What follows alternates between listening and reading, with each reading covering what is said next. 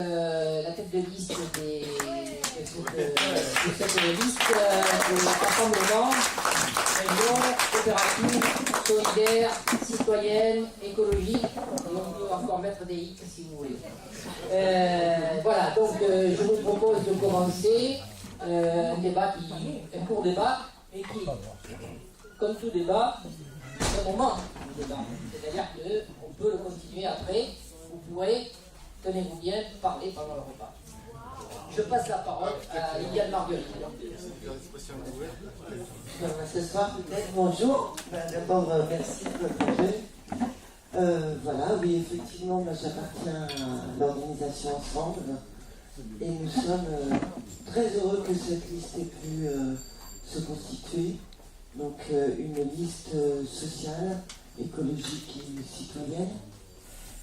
Bien sûr, quel que soit le terme, voilà Laurent, quel que soit le terme, l'un va pas sans l'autre. On ne peut pas parler d'écologie sans parler de social et sans parler de la citoyenneté qui est aussi très importante.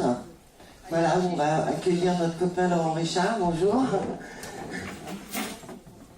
Et puis j'ai passé la parole à mon voisin. Déjà, très bien. Écoutez, je pensais que Liliane avait plus à argumenter. Chers amis et chers camarades, il y a dans la vie quelquefois des rencontres qui ne sont pas dues au hasard et qui ont même un rendez-vous solennel avec l'histoire.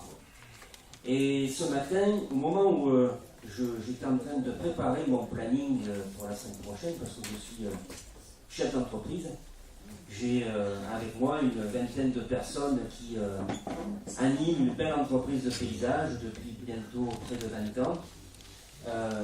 Tombaient en même temps les mails sur ma boîte, et notamment ces 40 belles propositions pour l'emploi, la formation et l'économie en région PACA. Ces 40 propositions qui avaient fait l'objet d'un partage d'idées entre le Front de Gauche, Europe Écologie Les Verts, et ces personnes venues de la société civile, comme on dit, du mouvement social, du corps associatif, des collectifs. Je me disais, enfin, on va pouvoir parler d'une alternative à gauche qui apporte des solutions à cet enjeu environnemental.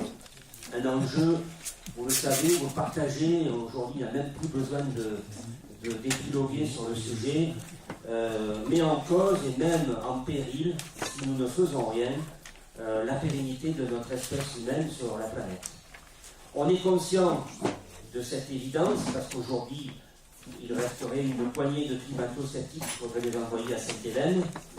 Il n'y en a presque plus, tant les conclusions du GIEC, ce groupe intergouvernemental d'études sur le climat, a donné lieu à des conclusions qui sont plus qu'alarmistes, qui sont catastrophistes.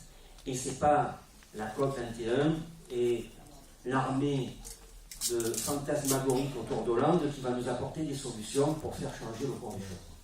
On est conscient de cette mascarade. Il faut d'ores et déjà, notamment dans les solutions que nous apporterons à cette région coopérative que nous allons gagner le 13 décembre prochain, baliser cette région PACA pour faire laboratoire à toutes les autres régions en matière de révolution citoyenne, de révolution sociale, de révolution écologique, parce que c'est ce dont nous avons besoin. Et nous sommes des garants, nous sommes ces sentinelles, ces lanceurs d'alerte qui allons amener des solutions durables pour les générations futures. Vous voyez, aujourd'hui, je suis très content, je suis même un peu ému de voir que des enfants sont présents dans la salle. On se bat pour eux quand on s'est engagé en politique. On se bat pour ces générations aussi, auxquelles on a succédé, de militants, de camarades qui, sortis du réseau, ont essayé tant bien que mal de réveiller la conscience collective, parce qu'il y avait une urgence à faire. Aujourd'hui, l'urgence, elle est écologique, environnementale, et bien évidemment, elle rejaillit sur le corps social, le corps collectif, c'est-à-dire le bien commun. Nous avons